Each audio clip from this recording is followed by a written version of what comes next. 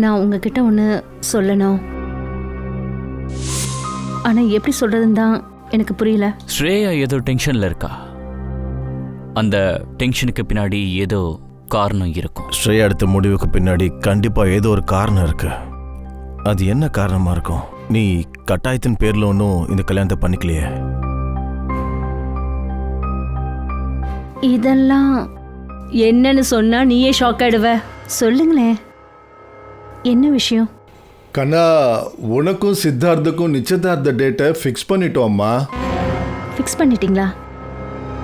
ரொம்ப நல்ல நாள் அமைஞ்சிருக்குமா, ரொம்ப நல்ல யோகம். பண்டிதரே, என்ன டேட் ஃபிக்ஸ் பண்ணியிருக்கீங்க? செப்டம்பர் 28. இவ்வளோ சீக்கிரமாவா?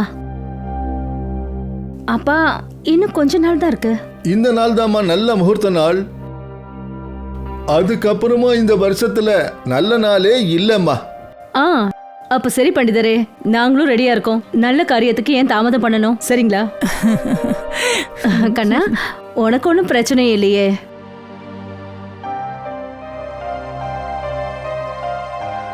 Excuse me. பாத்தீங்களா, வெக்கப்படுறா. அப்ப இந்த டேட் ஓகே தானே? ஆஹா, அல்பா என்ன பாத்துக்கிட்டே நிக்கிற? சம்பந்திக்கு ஸ்வீட் எடுத்து கொடு. ஏதோ கொடுக்கறேன்.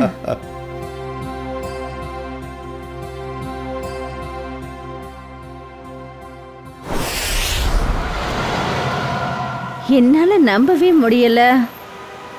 நான் சொல்ல வந்தது, நாம எத்தனை நாளைக்கு அப்புறமா ஒன்னா சிட்டியை விட்டு ரொம்ப தூரம் லீவை கொண்டாட போயிட்டு இருக்கோம். அதுவும் நம்ம கல்யாண நாள் அன்னைக்கு இதை விட பெஸ்ட் கிஃப்ட் வேற எதுவுமே இருக்காது. உனக்கு இன்னொரு சர்ப்ரைஸ் இருக்கு. சர்ப்ரைஸா? என்ன சர்ப்ரைஸ் அது? சொல்லுங்க சொல்லுங்க சேகர், அது என்ன சர்ப்ரைஸ்? ஹேய், மெதுவா மெதுவா. ஹேய், மெதுவா, டிரைவிங் பண்ணிட்டு இருக்கேன்ல. வாவ், ரொம்ப அழகா இருக்கு. இன்னொரு ப்ராமிஸ் பண்ணுவீங்களா? என்ன ப்ராமிஸ்? முதல்ல ப்ராமிஸ் பண்ணுங்க, அப்புறம் சொல்றேன். சரி, ப்ராமிஸ். என்ன? அதாவது நீங்க என்னை தனியா விட்டுட்டு, அதுவும் இவ்வளோ நாளைக்கு வீட்டை விட்டு ரொம்ப தூரம் போகக்கூடாது. உன்னை விட்டு ரொம்ப தூரம் இருந்து நான் எவ்வளோ விஷயங்கள் அடைஞ்சனோ அதை விட ரொம்ப அதிகமாக இழந்திருக்கேன். ஆனால் இப்போ சொல்கிறேன், இனிமேல் நான் உன்னை என்னைக்கும் தனியாக விட்டு போக மாட்டேன்.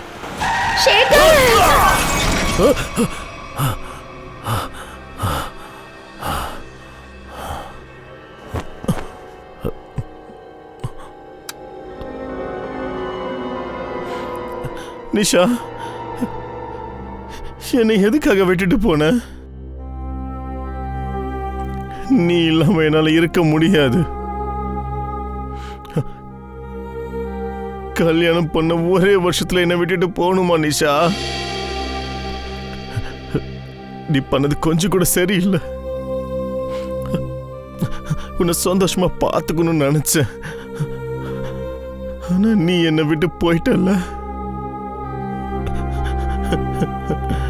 சேகர்,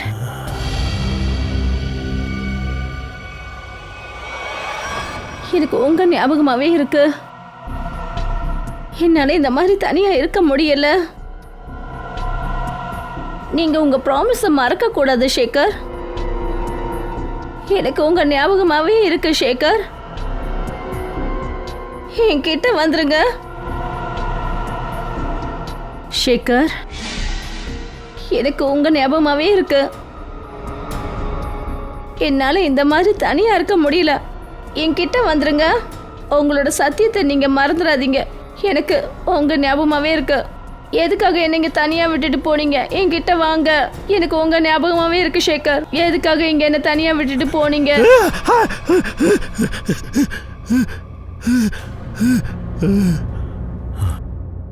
என்கிட்ட வாங்க சேகர். என்கிட்ட வாங்க சேகர். சேகர், என்கிட்ட வாங்க சேகர்.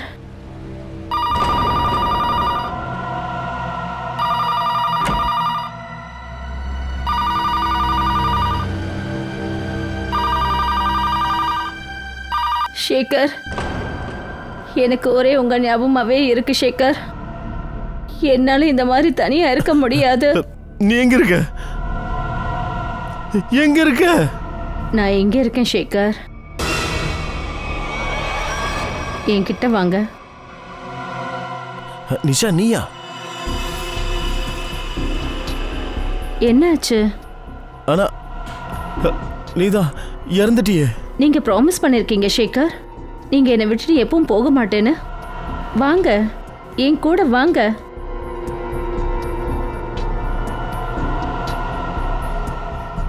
வாங்க சேகர், வாங்க. நில்லு நிஷா. வாங்க சேகர், வாங்க. நில்லு நிஷா.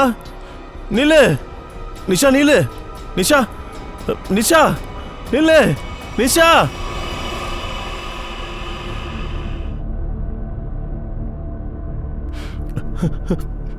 என்ன நடக்குது?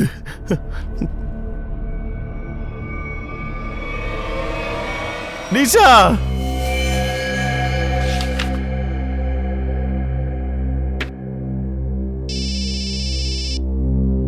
ஹலோ, நான் தான் பேசுகிறேன். ஷேகரா? ஆமாம், என்னோடய ஃப்ரெண்டு தான். என்ன? போங்க போங்க, இங்கே ஒன்றும் யாரும் வித்தெல்லாம் காட்டல. போங்க போங்க, வண்டி எடுங்க சொல்கிறேன்ல. கிளம்புங்க சீக்கிரம் போ. Oh my god. இவரு உன் ஃப்ரெண்டு ஷேகர் தானே?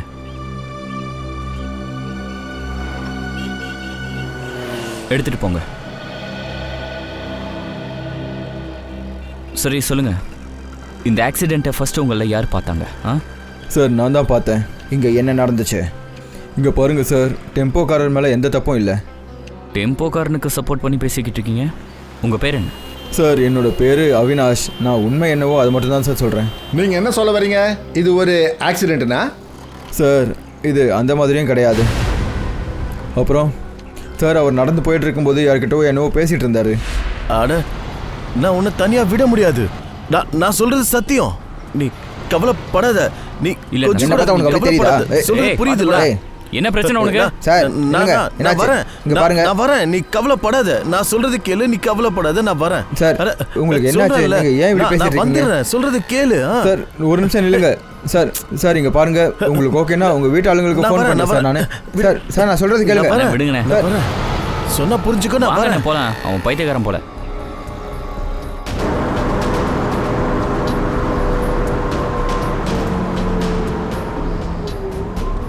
இன்னைக்கு நான் கொடுத்த வாக்கு நிறைவேறிடும். இனிமே நீ தனியா இருக்க வேண்டாம். நான் உன்கிட்ட வரேன்.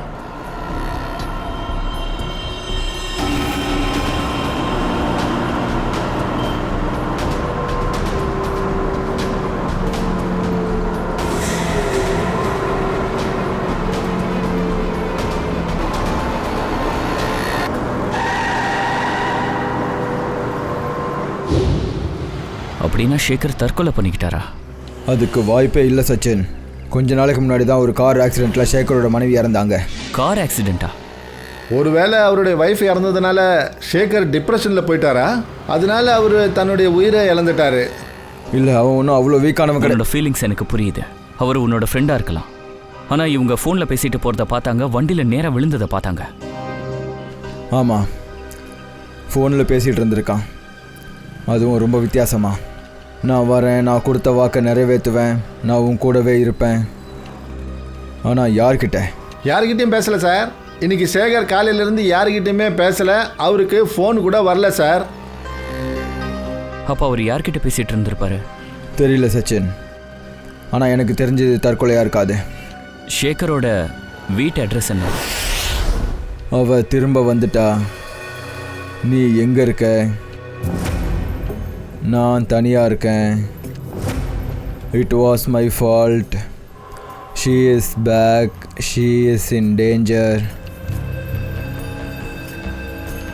உன்னை தனியாக விட்டுட்டு என்னால் போக முடியாது. I am alone without you. நான் உன்னை பார்க்கணும். என்ன இதெல்லாம்? சார், ஷேகரோட மனநிலைமை ரொம்பவே பாதிக்கப்பட்டிருந்தது போல இருக்கு.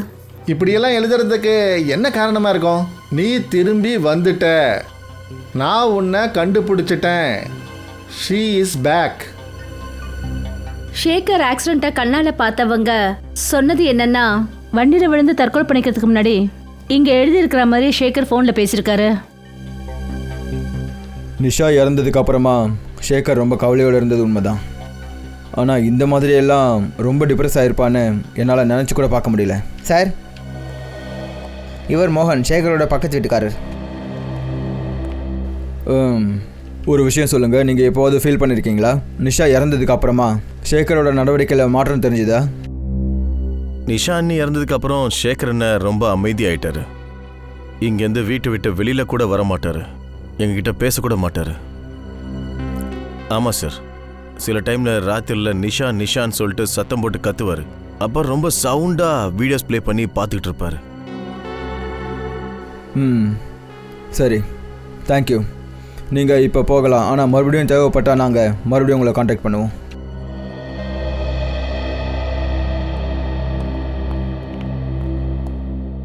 சார் சீக்கிரமா வாங்க.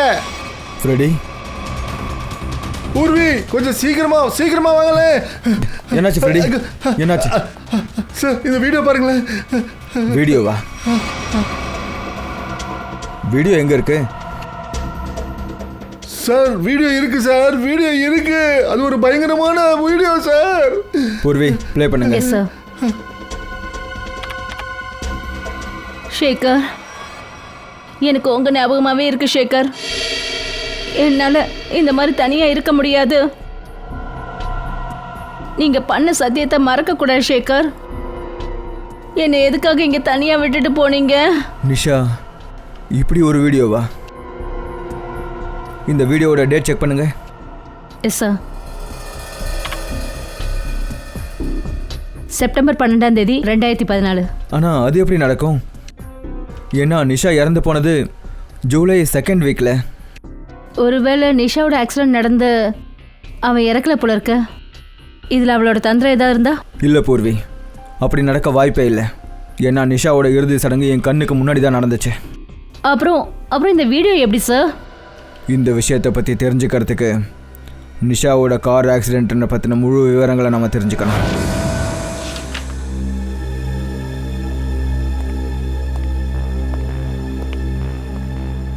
சார், இது கன்ஃபார்மாக சொல்லலாம். இந்த வீடியோவில் இருக்கிறது உண்மையான நிஷா தான். அவ்வளோ மாதிரி வேற யாரும் இல்லை. ஆனால் இது எப்படி சாத்தியமாகும்? செத்ததுக்கு அப்புறம் திரும்ப வராங்கன்னா அது ஏதாவது கதையில் வேணால் நடக்கலாம், உண்மையான லைஃப்பில் நடக்காது. அப்படின்னா கிளியராக இருக்க, இந்த வீடியோ நிஷா சாகிறதுக்கு முன்னாடி எடுத்தது. ஆனா நிஷா இந்த மாதிரி ஒரு வீடியோவை ஏன் எடுக்கணும்? ஒருவேளை ஷேக்கரை தொந்தரவு பண்ணுறதுக்காக. ஆனால் அவள் இறந்ததுக்கு அப்புறம் யாராவது இந்த வீடியோவை தப்பாக பயன்படுத்தியிருக்கணும், ஷேக்கரை மனநிலைமை பாதிக்கப்பட வைக்கிறதுக்காக. ஆனால் இந்த மாதிரி யார் சார் பண்ணுவாங்க? அப்புறம் அப்படி எதுக்காக பண்ணணும்? பூர்வி, மறுபடியும் அந்த வீடியோவை ப்ளே பண்ண. ஷேகர், எனக்கு உங்கள் ஞாபகமாகவே இருக்கு ஷேகர். என்னால் இந்த மாதிரி தனியாக இருக்க முடியாது. அதை கொஞ்சம் கவனிச்சு பாருங்க. நிஷாவோட லிப் அசைவுகள், வெளியில் வர்ற வார்த்தைகள் எதுவும் மேட்ச் ஆகல. எப்படி இருக்குன்னா நிஷா வேற ஏதோ சொல்றா, அதுக்கு மேலே வார்த்தைங்களை யாரோ ஃபிக்ஸ் பண்ணியிருக்காங்க. எனக்கு உங்கள் ஞாபகமாகவே இருக்கு ஷேகர். என்னால் இந்த மாதிரி தனியாக இருக்க முடியாது. யாரோ ப்ரொஃபஷ்னல் டப்பிங் ஆர்டிஸ்ட் நிஷாவோட வாய்ஸை மேட்ச் பண்ணியிருக்காங்க. அதில் ஷேகர் ஏமாறுந்திருக்காரு. இதை மறுபடியும் ஒரு வாட்டி ப்ளே பண்ணுங்க. எனக்கு உங்கள் ஞாபகமாகவே இருக்கு ஷேகர். என்னால் இந்த மாதிரி தனியாக இருக்க முடியாது. Boss boss boss. இதை பார்த்தீங்களா? இது சுவரு. இல்லை, அந்த செவுத்துல ஏதோ எழுதியிருக்கு பாருங்க. பூர்வி, கொஞ்சம் ஜூம் பண்ணு. இந்த பெயிண்டிங்கோட கீழ் பகுதியில் இந்த பெயிண்டிங்கை வரைஞ்ச ஓவியரோட சிக்னேச்சர் இதில் இருக்கு சார். இவர் ஒரு பிரபலமான ஓவியர். இவரோட பெயிண்டிங் என்கிட்ட கூட ஒன்று இருக்கு. இப்போ ஒரு விஷயத்த நம்ம கண்டுபிடிக்கணும். இந்த பெயிண்டிங் எந்த செவுத்துல மாட்டிருக்குன்னு. அப்புறம் இதை வாங்கினவன் யாருன்னு பார்க்கணும். அப்படின்னா நம்ம மக்கரனை பார்ப்போம். அவர் தான் சொல்ல முடியும் இந்த பெயிண்டிங்கை யாருக்கு வித்தாருன்னு. சேகர் எந்த விதமான பாய்சனையோ கெமிக்கலையோ சாப்பிடல. இவருடைய மரணம் ஆக்சிடென்ட் மூலியமாக தான் நடந்திருக்கு. டாக்டர் சார், ஷேகரோட காரு, அதாவது ஆக்சிடென்ட் ஆச்சு, அதில் தான் தெரிஞ்சுதா? தெரிஞ்சுதே. ஆனால் அதில் தெரிஞ்ச விஷயம் இருக்க, அது ரொம்ப இன்ட்ரெஸ்டிங்கானது. வாங்க சொல்கிறேன்.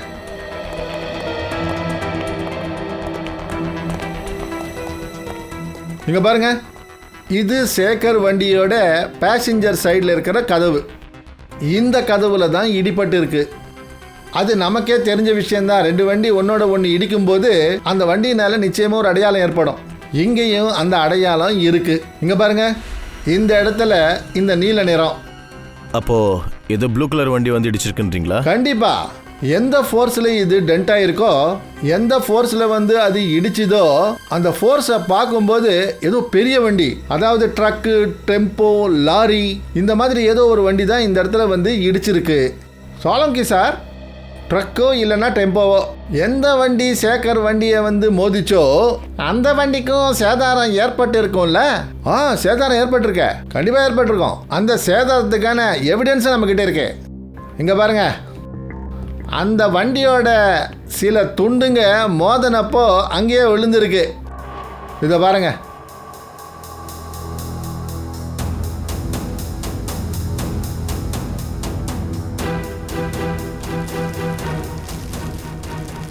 இது வந்து வண்டியோட லோகோ மாதிரி இருக்கு.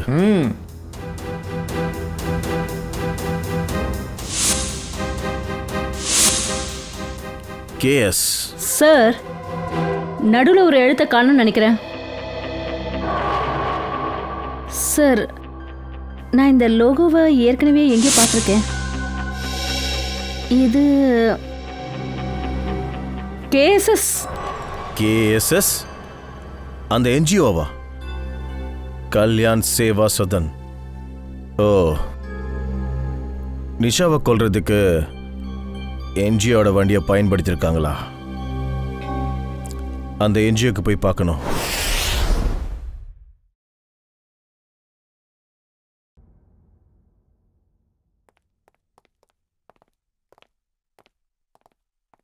Mister Macron. சொல்லுங்க சார். நாங்கள் சிஐடிஸ் ஒரு கேஸ் விஷயமா வந்திருக்கோம். என்கிட்டயா? ஆனால் எனக்கும் கேசஸ்க்கும் என்ன சார் சம்மந்தம் இருக்க போகுது? சரி பரவாயில்ல, சொல்லுங்கள், நான் உங்களுக்கு எப்படி ஹெல்ப் பண்ணணும்? மக்ரன் சார், உங்ககிட்ட இருந்து சில கேள்விகளுக்கு பதில் வேணும்.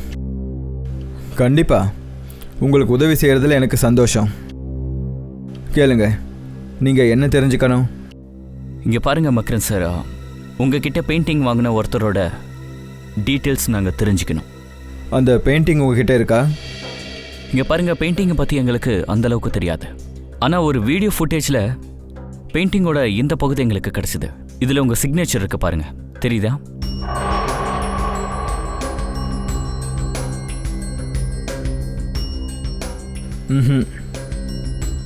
இந்த சின்ன பகுதியை வச்சுட்டு இது எந்த பெயிண்டிங்னு சொல்கிறது ரொம்ப கஷ்டம். அப்புறம் இன்னொரு விஷயம், இந்த பெயிண்டிங் எதுன்னு தெரியாதப்போ இதை வாங்கினது யாருன்னு என்னால் சொல்ல முடியாது. மக்ரன் சார், கொஞ்சம் யோசிச்சு பாருங்கள், ஏதாவது ஞாபகம் வருதான்னு.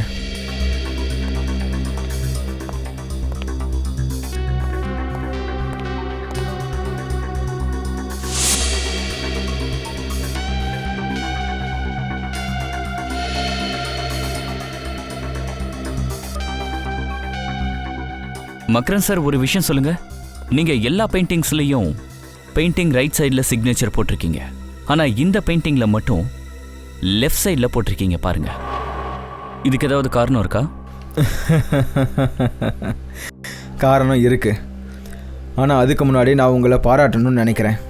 சிஐடிக்காரங்க கண்ணுக்கு தெரிகிற விஷயத்த எங்களால் யோசித்து கூட பார்க்க முடியாது. நன்றி சார். மக்ரன் சார், இதுக்கு காரணம் என்ன? பெரும்பாலும் என்னோடய பெயிண்டிங்ஸில் நான் ரைட் சைடில் தான் சைன் பண்ணுவேன். ஆனால் ஒரு ஃப்ரெண்டோட ஞாபகார்த்தமாக சில பெயிண்டிங்ஸில் லெஃப்ட் சைடில் சைன் பண்ணியிருக்கேன். ஆனால் மக்ரன் சார், நீங்கள் ஃப்ரெண்டோட ஞாபகத்தில் வரைஞ்ச பெயிண்டிங் யாருக்கெல்லாம் விற்றீங்க? வாங்க.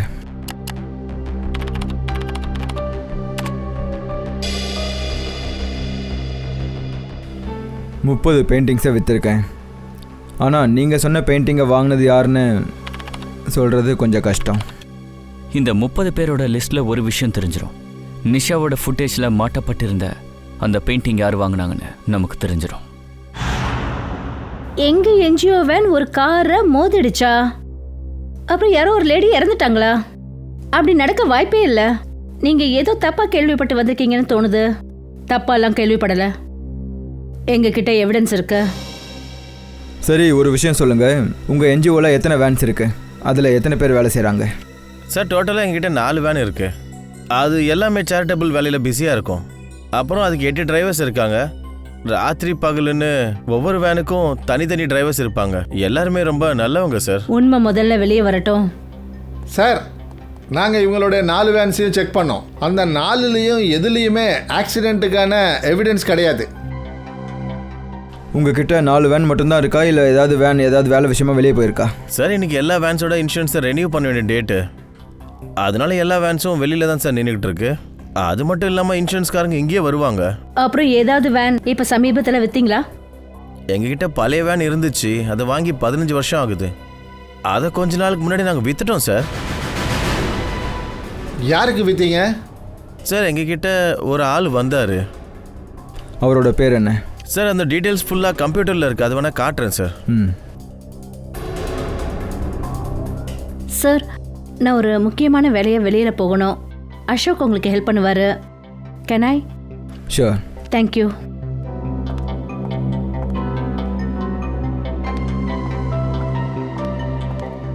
சார் இவர் தான் அந்த ஆள். பேர் ராகேஷ். ராகேஷ் இல்லை, மோகன். இவன் தான் அந்த கொலைகாரன். நல்ல மாதிரி வேஷம் போட்டுக்கிட்டு கொலை பண்ணிகிட்டு இருக்கான். மக்ரன் சார் கொடுத்த லிஸ்ட்டில் 10 பேரை இது வரைக்கும் பார்த்தாச்சு. அந்த வீடியோ ஃபுட்டேஜில் தெரிஞ்ச அந்த பெயிண்டிங், இன்னும் அதை பற்றி எதுவுமே தெரியல. பொறுமையாரு நிக்கல். இன்னும் 10-15 இடம் அந்த மாதிரி பார்க்க வேண்டியது இருந்தா சரி. லிஸ்ட்டில் அடுத்த பேர் என்ன? ஒரு ஃபிலிம் டிவி ப்ரொடக்ஷன் ஹவுஸ் இருக்குது sir. Origin media house, Goregaon east. Nikhil, எனக்கு தெரிஞ்சு இது கடைசி இடமா இருக்கும். சார் அது எப்படி? அது அப்படித்தான். நிஷாவை வீடியோ ஷூட் பண்ணாங்கல்ல, அந்த இடத்த தான் நம்ம தேடி போயிட்டுருக்கோம். ஒருவேளை அந்த பெயிண்டிங் மேபி நிஷாக்கு ஆக்டிங்கில் இன்ட்ரெஸ்ட் இருந்திருக்கலாம். அதனால் அவள் அந்த ப்ரொடக்ஷன் ஹவுஸ்க்கு போயிருக்கலாம். இந்த ஆர்ஜின் மீடியா ஒர்க்குக்கு போய் பார்ப்போம். ராகுல், நீ இல்லாமல் என்னால் உயிர் வாழ முடியாது ராகுல். நீ வந்து தான் ஆகணும். நாம் சத்தியம் பண்ணியிருக்கோம் ராகுல். நாம் ஒன்றா வாழணும், ஒன்றா சாகணும்னு. ராகுல். சார் சார் சார் சார் யார் நீங்கள்? எங்கே வந்தீங்க? அதோ இதுதான் சார் அந்த பெயிண்டிங். நீங்களாம் யாரு? இங்கே என்ன பண்ணிட்டு இருக்கீங்க? கேத்தன், இங்கே என்ன நடக்குது? ஒரு நிமிஷம். நாங்கள் சிஐடிஸ். ஒரு இன்வெஸ்டிகேஷனுக்காக நாங்கள் இங்கே வந்திருக்கோம். சிஐடியா? என்ன விஷயம் சார்? இந்த ஃபோட்டோவை கொஞ்சம் நல்லா பாருங்க. இந்த பொண்ணு உங்ககிட்ட ஆடிஷனுக்கு வந்தாங்களா? ஆமாம், சில வாரங்களுக்கு முன்னாடி தான் வந்தாங்க. அப்புறம் நான் இந்த பொண்ணை ஒரு ரோலுக்கு ஃபைனலும் பண்ணேன். அப்புறம் அவங்கள காண்டாக்ட் பண்ணவே முடியல. இனிமேல் அவங்கள காண்டாக்ட் பண்ணவும் முடியாது, ஏன்னா இவங்க இறந்துட்டாங்க. என்ன? யா. அப்புறம் எங்களோட சந்தேகம், நிஷாவோட ஆடிஷன் வீடியோ டேப்பை அவங்க ஹஸ்பண்ட் கொலைக்கு பயன்படுத்தியிருக்காங்க. ஆனால் சார், இதை பற்றி எங்களுக்கு எதுவும் தெரியாது. நாங்கள் ரொம்ப வருஷமாக இந்த ஃபீல்டில் இருக்கோம். இந்த மாதிரி முதல் தடவையாக கேள்விப்படுறோம். நிஷாவோட ஆடிஷன் வீடியோ டேப் வேணும். இப்போவே கொடுக்குறேன் சார். கேத்தன்,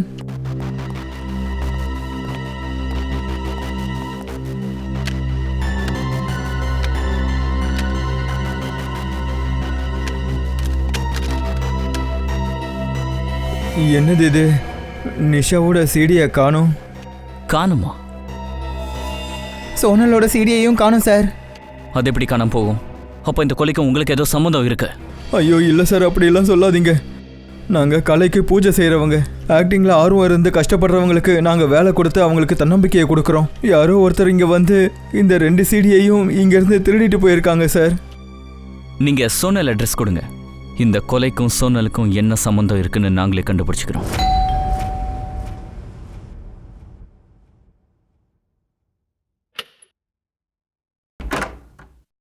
சொல்லுங்க சார். சார், நாங்கள் சிஐடிஸ் சோனலை பார்க்க வந்திருக்கோம். வாங்க.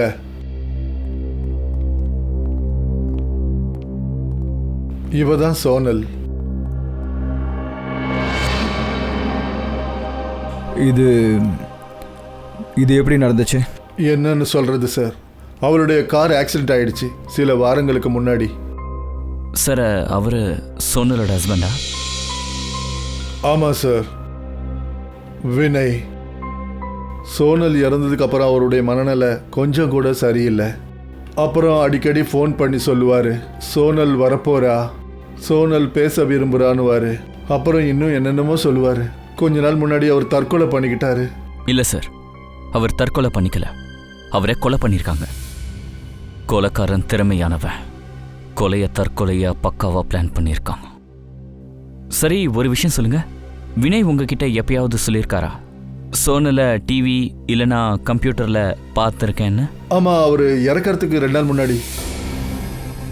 சரி, இந்த வினய் என்ன வேலை பார்த்தாரு? சார், அவர் ஒரு டாக்டர். டாக்டரா? வினய் ஒரு டாக்டர், அப்புறம் அந்த சேகர் ரிசர்ச் கெமிஸ்ட். சார், இவங்க 2 பேரும் மெடிக்கல் ஃபீல்டை சேர்ந்தவங்க. சரி, நீங்க யாரு? நான் சோனலோட சித்தப்பா.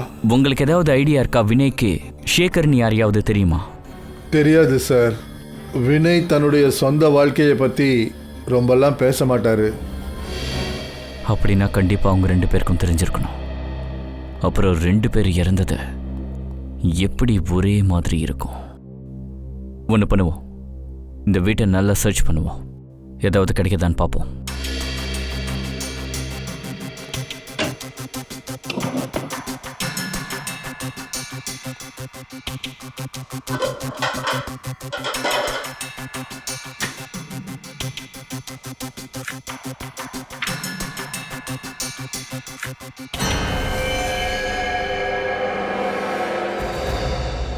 இதோ இருக்கு அவங்க 2 பேருக்கு இருக்கிற கனெக்ஷன். இதோ பாரு நிக்கல், சேகர் வீட்டில் நமக்கு ஒரு ஃபோட்டோ கிடைச்சதே. அதில் சேகர் இந்த பில்டிங்க்கு முன்னாடி நின்றுட்டு இருந்தார். அதே மாதிரி பில்டிங் வெளியே வினயம். அப்படின்னா இந்த பில்டிங் தான் கேஸோட அடித்தளத்துக்கு கொண்டு போகும்.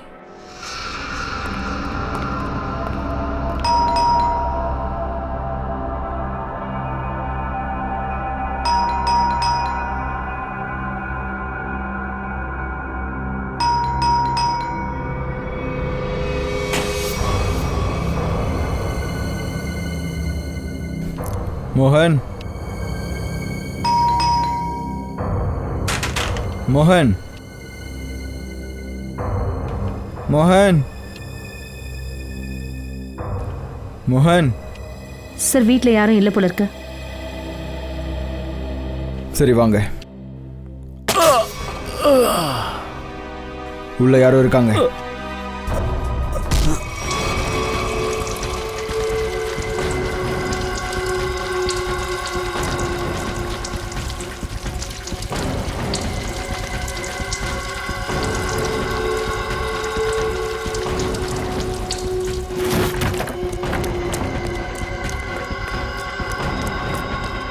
என்ன எஸ் பாஸ். பெட்ரோல் ஒழுங்கா ஊத்துறீங்களா இல்லையா?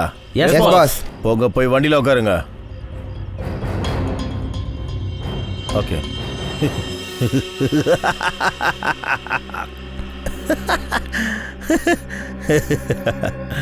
இந்த ரிமோட் அழுத்தினதும் இந்த வீடு அப்படியே சாம்பலா மாறிடும். அப்புறம் இந்த விஷயம் கூட தெரியாது, இங்க நெருப்பு எப்படி பத்திக்குச்சுன்னு. 3, 4, 7. இப்போ நான் உன்னை ஹெவனுக்கு அனுப்பி வைக்கிறேன்டா.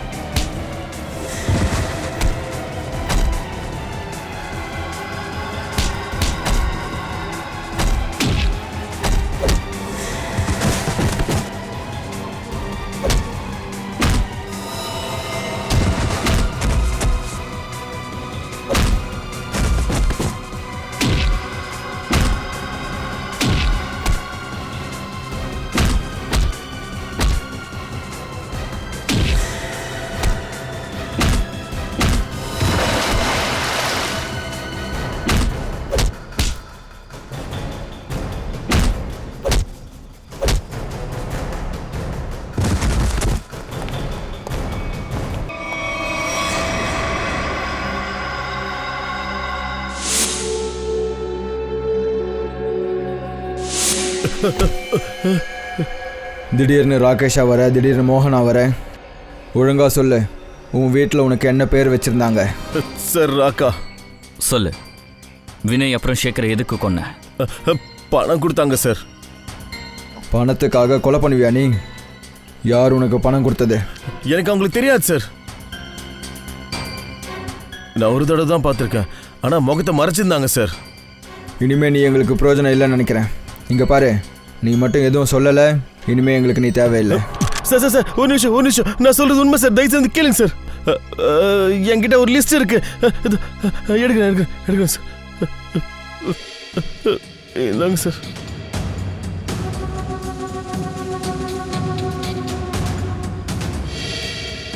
இந்த லிஸ்ட்ல வினய், சேகர், அப்புறம் இன்னும் நிறைய பேர் இருக்கு. டாக்டர் அருண், டாக்டர் ராகுல். டாக்டர் ராகுலா? சார், கொஞ்ச நாளைக்கு முன்னாடி ஒரு ஆக்சிடென்ட்ல ராகுல் இறந்து போனாரே, அவரா இருக்குமோ? அப்படின்னா ஒரே மாதிரியான வேலை செய்கிறவங்களுக்கு ஆக்சிடென்ட் நடந்துட்டு இருக்கு. சரி, ஒரு விஷயம் சொல்லு. இந்த லிஸ்ட்டை உனக்கு கொடுத்தது யாரு? உனக்கு பணம் கொடுத்தான்னு சொன்னீங்க, அவனா? ஆமாம் சார். இங்கே பாரு, தெளிவாக உன்னை பற்றி எல்லா விஷயத்தையும் சொல்லு. இல்லைனா இந்த எல்லா கொலைப்பழியும் உன் மேலே தான் வரும். அவன் சுதந்திரமாக சுற்றிட்டு இருப்பான். சார், நான் சொல்கிறது உண்மைதான் சார். எனக்கு அவனுக்கு தெரியாது. அவன் பேர் கூட தெரியாது சார். அவன் கொஞ்சம் நோண்டி நடப்பான் சார். சார், அந்த ஆள் எனக்கு பணம் கொடுத்தப்ப நான் பார்த்தேன் சார். அவன் கையில் தீக்காயம் பட்ட அடையாளம் இருந்துச்சு சார். இங்கே பாருங்கள் சார், அந்த டெம்போக்கார மேலே எந்த தப்பும் இல்லை. அப்படின்னா சார், அவன் நடந்து போயிட்டு இருக்கும்போது ஏதோ புலம்பிட்டே நடந்து போயிட்டு இருந்தான் சார். ஒருவேளை அந்த ஆள் தான் அவினாஷா இருப்பானோ? சேகர் ஆக்சிடென்ட் அன்னைக்கு நம்ம கிட்ட பேசினாரே, அவன் கையும் எரிஞ்சிருந்தது. அப்படின்னா அவன் அந்த இடத்துல சேகரோட ஆக்சிடென்ட்டை பார்க்க தான் நின்று இருந்திருக்கான். அப்புறம் எதையும் அவன் நிரூபிக்க முயற்சி பண்ணியிருக்கான். அதாவது அந்த மரணம் ஆக்சிடென்ட் இல்லை, தற்கொலைன்னு. நாம் சேகர் மரணத்தை விசாரிக்க கூடாதுன்னு நினச்சிருக்கான். சார், அப்படின்னா டாக்டர்ஸை கொலை பண்ணுறதுக்கான கான்ட்ராக்டை கொடுத்தது அவினாஷா? பார்ப்போம் இந்த அவினாஷ் எந்த பொந்துக்குள்ளே இருக்கான்னு. அப்படின்னா அது உங்களுக்கு கிடச்சிருச்சா? சொல்லுங்கள், அதில் என்ன எழுதியிருக்கு? ஓகே, ஒவ்வொரு check post, airport, bus stop, railway station எல்லா இடத்துலையும் செக்யூரிட்டி அதிகமாக்குங்க. அவன் சிட்டியை விட்டு வெளியே போகக்கூடாது. ஓகே, சரி. நிக்கில், அவினாஷ் ஃபோட்டோ எல்லாருக்கும் அனுப்பிட்டியா? சார், அனுப்பிட்டேன். இந்நேரத்துக்கு அவனோட ஃபோட்டோ எல்லா இன்வெஸ்டிகேட்டர்கிட்டையும் போயிருக்கும். அவனால் சிட்டியை விட்டு தப்பிக்கவே முடியாது. அவனோட காரை பற்றி ஏதாவது தெரிஞ்சதா? இல்லை சார், நம்மளோட இன்னொரு டீம் அவனுடைய வீட்டுக்கு போன போது வீடு காலியாக இருந்திருக்கு. அங்கே அவனோட காரும் இல்லை. அப்போ அந்த காரில் தான் அவன் தப்பிச்சிருக்கான். யாருக்கு தெரியும்? அவன் இந்நேரம் சிட்டியை விட்டு வெளியே போயிருந்தான்னா? Hello, okay, thank you. ஸ்ரேயா, என்னாச்சு? சார், அவினாஷோட வண்டியை திலோக் நகரில் பார்த்துருக்காங்க. திலோக் நகர்? அந்த ரோடு சிட்டியை விட்டு வெளியே போகிற ரோடு. கண்டிப்பாக அவன் தப்பிக்க தான் பிளான் பண்ணியிருக்கான். அவனை எந்த ஒரு சூழ்நிலையிலையும் தப்பிக்க விடக்கூடாது. என்னை போக விடுங்க. நான் சத்தியமாக சொல்கிறேன், நான் யார்கிட்டையும் எதையும் கண்டிப்பாக சொல்லவே மாட்டேன். உயிரோட இருந்தா தானே நீ சொல்லுவ? நான் இந்த ஊரை விட்டு போயிடுறேன். நான் என்னை பற்றி கூட யார்கிட்டையும் சொல்ல மாட்டேன். நான் இந்த கொலையை பற்றி கூட யார்கிட்டையும் எதையும் சொல்லவே மாட்டேன். தயவு செஞ்சு என்னை கொன்னுடாதீங்க. நீ செத்து தான் ஆகணும். அதனால தானே உன்னை இங்கே கூட்டிகிட்டு வந்திருக்கோம். உன் உயிரை பற்றி கொஞ்சம் கூட கவலைப்படாம சேகரோட உயிரை காப்பாற்ற போயிருக்க. உன்னோட மரணம் என் கையில எழுதப்பட்டிருக்கு. என் கையில தான் சாக போற. நீ செத்து தான் ஆகணும். அதனால தான் உன்னை இங்கே தூக்கிட்டு வந்திருக்கோம்.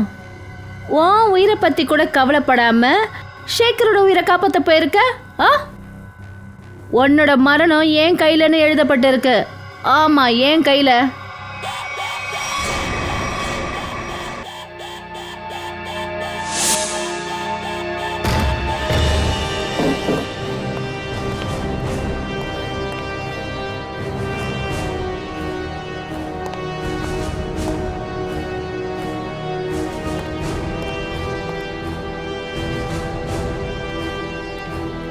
இங்க யாரையுமே காணோம்.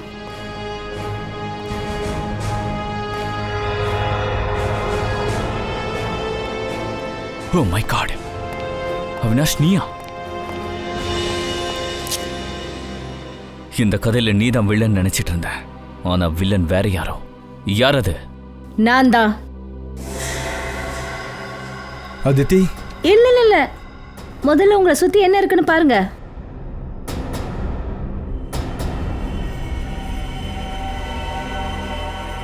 இவங்க எல்லாரையும் பிடிங்க.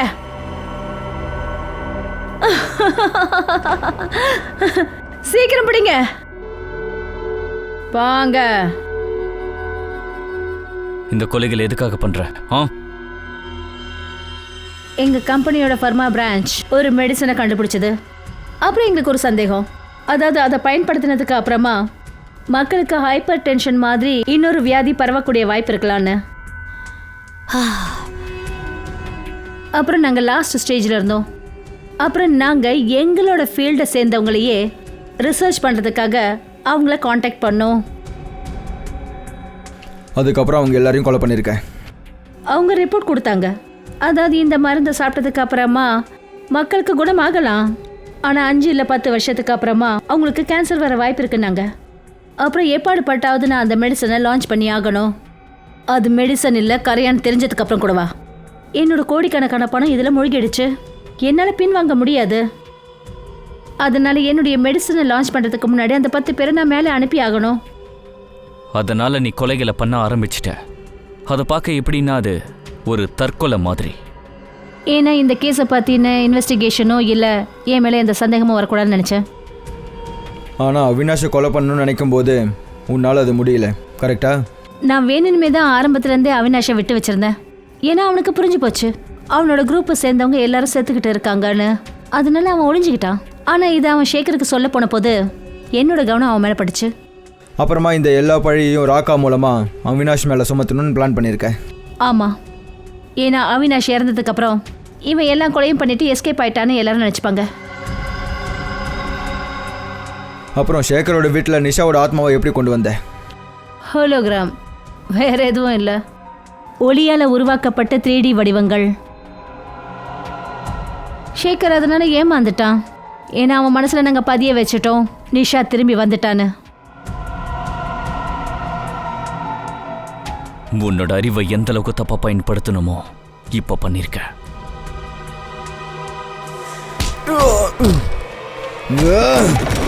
ஏய், ஓ,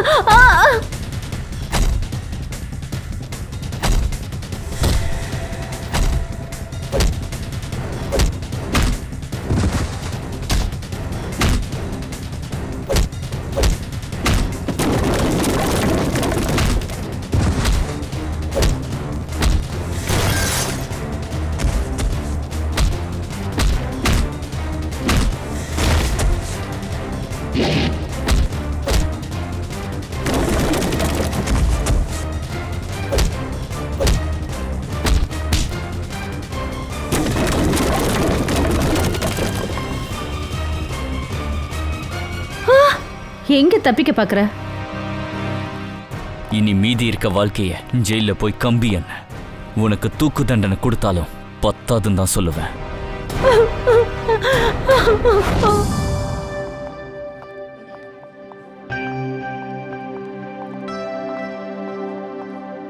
ஸ்ரேயா, 2 பேரும் வந்துட்டீங்களா? ஹாய். நீ கூப்பிட்டு நாங்கள் வராமல் என்னைக்காவது இருந்திருக்குமா? தேங்க்ஸ். சரி சொல்லு, எங்களை எதுக்காக வர சொன்ன? ஆக்சுவலி எனக்கு உங்கள் 2 பேரோட உதவி வேணும். என்ன உதவி? தயா சார்கிட்ட பேசணுமா? தாரிகா ப்ளீஸ். நான் நடந்தது எல்லாத்தையும் மறந்துட்டேன்.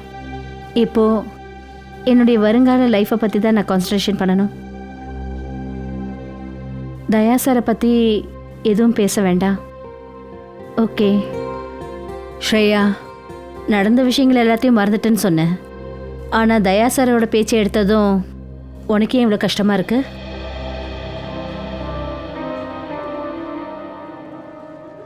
பூர்வி, நான் உங்கள் 2 பேர்கிட்டையும் ஒரு விஷயம் சொல்ல தான் கூப்பிட்டேன். எனக்கும் சித்தார்த்துக்கும் என்கேஜ்மெண்ட் டேட்டை ஃபிக்ஸ் பண்ணிட்டாங்க.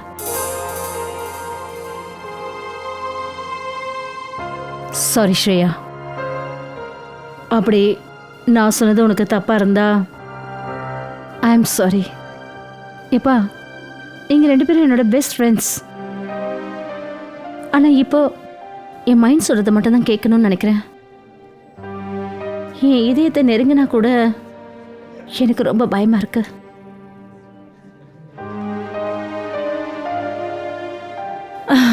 சரி சரி, உன்னோட என்கேஜ்மெண்ட் டேட் என்னைக்கு?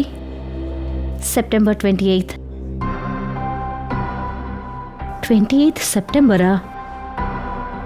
இவ்வளோ சீக்கிரம்? ஐ நோ, டைம் ரொம்ப கம்மியாக இருக்கு. அப்புறம் நிறைய ஏற்பாடுகள் செய்ய வேண்டியிருக்கு. நான் கிளம்புறேன் காய்ஸ். டோன்ட் வரி ஸ்ரேயா, எல்லாம் சரியாயிடும். தேங்க்யூ. அப்புறமா பேசலாம். Thanks for coming. பாய்.